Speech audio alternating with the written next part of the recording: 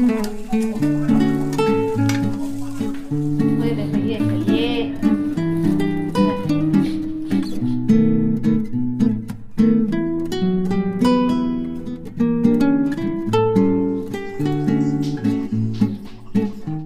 जी ये मूली की भुजी है और इसको रात को ही कट कर दिया था, धो दिया था अच्छे से और कुकर में लगा के रख दिया था। बस अभी इसको बस उबालना है। इसके लिए बस 1 गिलास इसमें पानी डाल दूँगी और इसमें कम से कम सीटियाँ लगा दूँगी अच्छे से।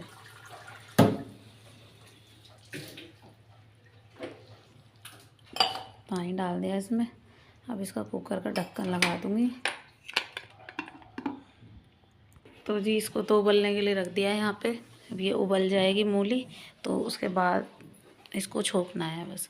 तो बस चलिए अब झाड़ू वगैरह लगा लेते हैं।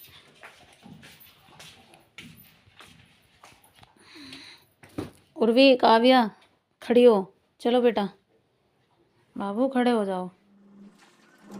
तो जी बस ये मूली की भुजी तो उबल गई थी और मैंने ना इसको झरने में निकाल के रख दिया है। और 2 किलो सारी मूली थी ना तो बहुत ज़्यादा हो गई थी, लेकिन ये अब जैसे इसका पानी निकालूंगी ना उसके बाद बहुत कम रह जाएगी ये।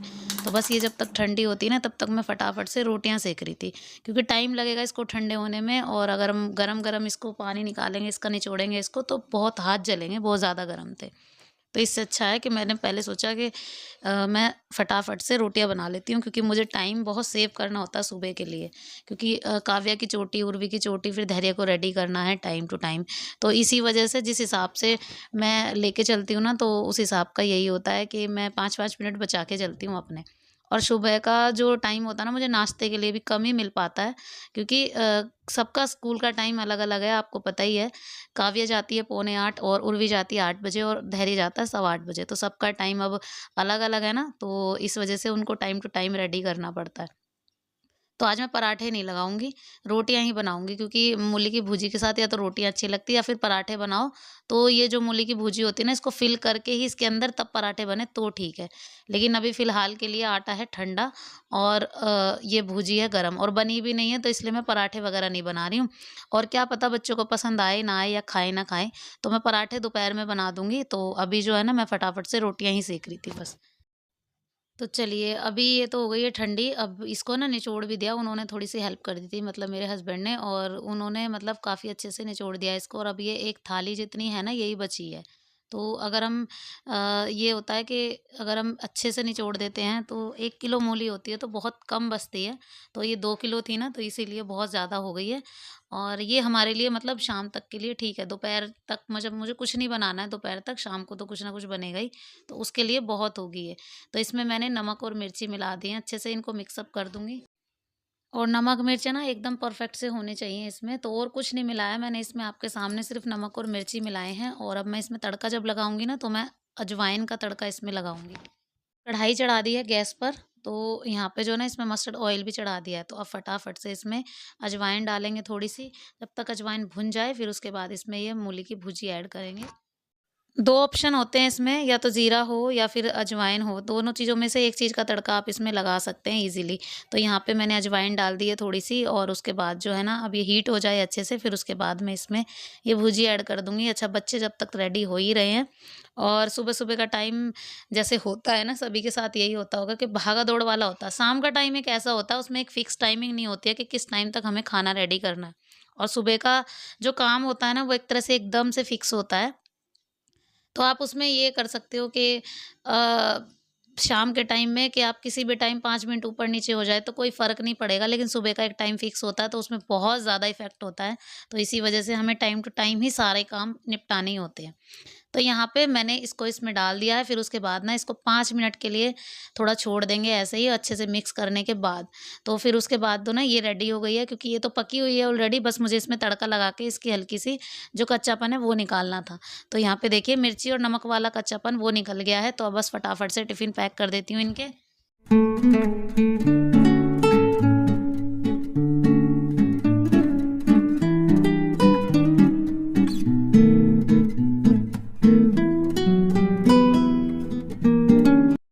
तो जी लंच वगैरह पैक हो गए, तो मेरा आधा काम आसान हो गया है। अब यहाँ पे जो है ना इसकी चोटी कर रही थी, और चोटी में ये आज इसका सर नहीं धुलवाया है, तो इसके बाल जो है ना थोड़े अजीब ही हैं। तो मैंने आप सबसे पूछा भी था कि कुछ सजेशन हो तो प्लीज़ बताइएगा ज़रूर। तो इसके बालों में ना वही दिक्कत होती है बार-बार।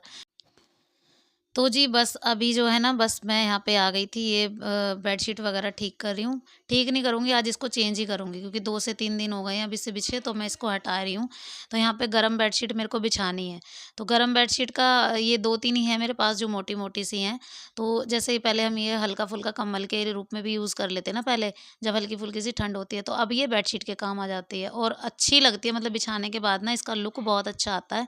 दूसरा ये है कि बेडशीट बिल्कुल भी ठंडी नहीं लगती। तो ये ऐसी चीज़ें हैं जिनको आप यूज़ कर सकते हैं सर्दियों में भी, गर्मियों। तो जैसे शुरुआत वाली ठंड होती है या फिर जाने वाली ठंड होती है, उसमें ये ओढ़ने के काम भी आ जाती हैं। तो हल्के कंबल भी बोलते हैं वैसे हमारी भाषा में तो इनको। तो ये मुझे लाना था एक और, लेकिन मैं लास्ट टाइम कहते-कहते ही रह गई, लेकिन इस बार मैं ज़रूर लेकर आऊँगी, और मेरा मन ये है कि मैं लेकर ज़रूर ही आऊँ इस बार। क्योंकि ये ना मुझे बहुत पसंद है, सर्दियों के टाइम पे मुझे अच्छी लगती हैं ये बिछानी। इनका जो कलर भी डार्क है, दूसरा ये है कि बेड बिल्कुल भी ठंडा नहीं लगता। तो बस यहाँ पे बेडशीट चेंज कर दी है और उसको डाल दिया है मशीन में, तो मशीन लगाई हुई है आज फिर से। तो अभी ये होगा कि सुबह अपने कपड़े धो लूँगी जो पहनने वाले हैं, और दोपहर के बाद जब बच्चे आएँगे तो उनके बाद उनकी ड्रेसेस वगैरह धो दूँगी। तो इसी पर्पज़ से मैंने मशीन लगाई है, और हमेशा मैं इसी वजह से लगाती हूँ।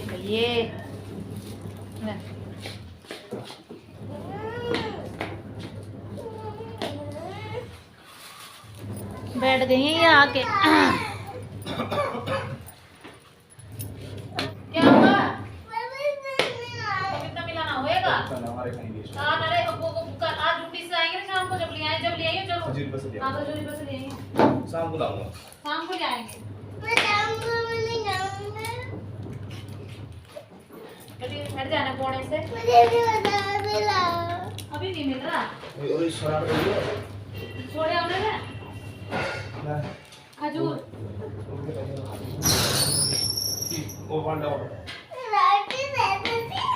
और क्या दूं? लड्डू? अरे छोले भटूरे शाम को बनाऊंगी, छोले भटूरे आज पक्का बनाऊंगी छोले भटूरे। तो जी अब मेरा सारा काम हुआ ख़त्म, और मैं जो है ना नहा ली थी। नहा तो मैं मतलब बहुत देर की ली थी, फिर उसके बाद पूजा की है और नाश्ता वगैरह किया है। तो मैंने अपनी मूली की भुजी के 2 पराठे लगाए थे और वो खाए हैं।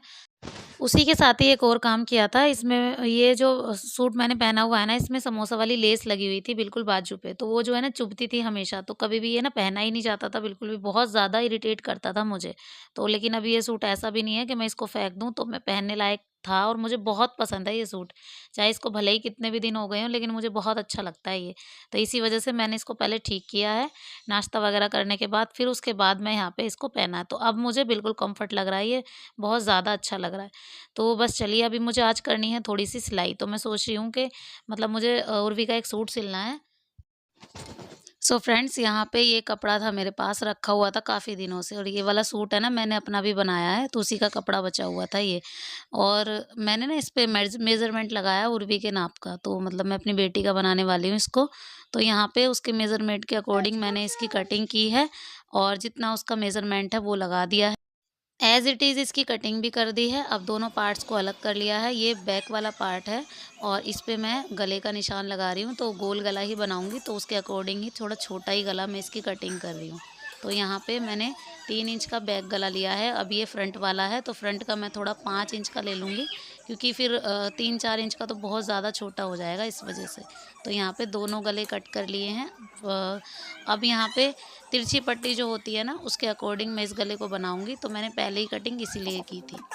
तो जी ये अरेबिक पट्टी मैंने कट की हुई है, इनको कुछ इस तरीके से पहले मैं रखूँगी और इनको ऐसे सिलाई लगा दूँगी। इसी तरीके से एक लंबी पट्टी मेरे को रेडी करनी है, जैसा कि आप सबको पता ही है, तिरछी अरेबिक पट्टी भी बोलते हैं इसको, तो इस तरीके से मुझे ये करनी है। तो यहाँ पे ये तिरछी पट्टी मैंने रेडी कर ली है। अब इस पट्टी को कुछ इस तरीके से रखेंगे। पहले तो दोनों पार्ट्स को मतलब जोड़ लेंगे, जो इन कंधे होते हैं ना उन दोनों को जोड़ लेंगे अच्छे से। तो एक तरफ के कंधे मेरे को जोड़ने हैं, क्योंकि मैं पूरे गले पे एक ही बार में अरेबिक पट्टी लगाने वाली हूँ। तो यहाँ देखिए मैंने ये कंधा जोड़ दिया है। अब ये पट्टी मैं कुछ इस तरीके से रखूँगी और इसको सिलाई लगा दूँगी। तो एक ही बार में डबल फ़ोल्ड कर दूँगी, क्योंकि फिर मैं अगर सिंगल से लगाती हूँ तो मुझे डबल फ़ोल्ड दोबारा करना होगा। तो मैं एक ही बार में डबल फ़ोल्ड कर दूँगी इसको, और ऐसे ही बिल्कुल सीधी-सीधी सिलाई लगा दूँगी। तो ये देखिए यहाँ पे सिलाई लगा दी है। अब उसके बाद हल्के-हल्के कट मैं इसमें लगाऊँगी। तो छोटे-छोटे से कट हम इसलिए लगाते हैं ताकि ये अंदर अच्छे से फ़ोल्ड हो जाए। तो जी फ़ोल्ड हो गई है, और फिर उसके बाद जो है ना, मैं इसको अंदर की तरफ फ़ोल्ड कर दे रही हूँ, एक सिलाई लगा दे रही हूँ। कट लगाने के बाद ये होता है कि झोल वगैरह नहीं आता। आप अगर बगैर कट के ऐसे फ़ोल्ड करते हैं तो उसमें बहुत ज़्यादा झोल आता है और बहुत दिक्कत होती है। तो यहाँ पे ये पट्टी जो है ना, मैंने लगा दी है गले पे। अब ये जो साइड की शोल्डर पट्टी है, जैसे इस सूट में बाजू नहीं लग रही है, तो इसमें मैं बाजू नहीं लगा रही हूँ, तो मैं इस पट्टी से इसको अंदर की तरफ फ़ोल्ड कर दूँगी। चाहे तो इसकी पाइपिंग निकाल दें, या फिर बगैर पाइपिंग के भी ये बिल्कुल अंदर पट्टी चली जाएगी तो भी बहुत अच्छी लगेगी। तो मैं इसकी पाइपिंग वगैरह नहीं निकाल रही हूँ, क्योंकि मुझे पाइपिंग नहीं रखनी है इसमें। तो मैंने पूरी की पूरी पट्टी जो है ना, इस तरीके से लगा दी है। फिर उसके बाद छोटे-छोटे से कट लगा के अंदर की तरफ फ़ोल्ड कर दिया है। तो जी ये हुआ बाजू वाला काम ख़त्म। अब यहाँ पे इसको भी अंदर की तरफ फ़ोल्ड कर दिया, और उसके बाद जो है ना, बस यहाँ पे आ गई है फिटिंग की निशान। तो जो भी फिटिंग का निशान मैंने लगाया हुआ था उसके अकॉर्डिंग मैंने ऐसे सिलाई लगा दी है इस पे। अब दूसरी तरफ भी सेम एज़ निशान लगा लिया है मेज़रमेंट का जो भी था। तो उसके अकॉर्डिंग ही मैंने इसमें यहाँ पे सिलाई लगानी है। तो ये देखिए, अब मैंने एक तरफ सिलाई इसकी लगा दी है, तो मेरे को दूसरी तरफ इसकी सिलाई लगानी है। तो एज़ इट इज़ मैं इसमें लगा दूँगी, और ये सूट जो है ना बन के रेडी हो जाए। तो जी उसके बाद लास्ट का काम बचता है यहाँ पे चाक फ़ोल्ड का। तो चाक फ़ोल्ड कर देंगे कुछ इस तरीके से, जैसे कि सूट के होते हैं सेम एज़ बिल्कुल। तो यहाँ पे चाक चौड़े फ़ोल्ड कर रही हूँ मैं। तो जी करीब 3 महीनों से पड़ा था ये कपड़ा, और मुश्किल से मुश्किल मुझे 20 से 25 मिनट लगे, और सूट जो है ना बन के रेडी हो गया, और फिटिंग जो है ना एकदम परफेक्ट आई है, बहुत ही अच्छी वाली आई है। तो मैंने पहना के इसलिए नहीं देखा क्योंकि उर्वी चली गई थी ट्यूशन, लेकिन फिटिंग जो है ना बहुत ही प्यारी लग रही थी। मैंने उसका जो पुराना सूट था उससे माप लिया था। अब यहाँ पे ये सूट बन के रेडी हो गया है। तो कैसा लगा आपको आज का वीडियो? पसंद आया हो तो प्लीज़ लाइक किए बिना मत जाना। चैनल पर नए हैं तो प्लीज़ सब्सक्राइब कर लेना। मिलती हूँ नेक्स्ट वीडियो में। Till then bye bye and take care.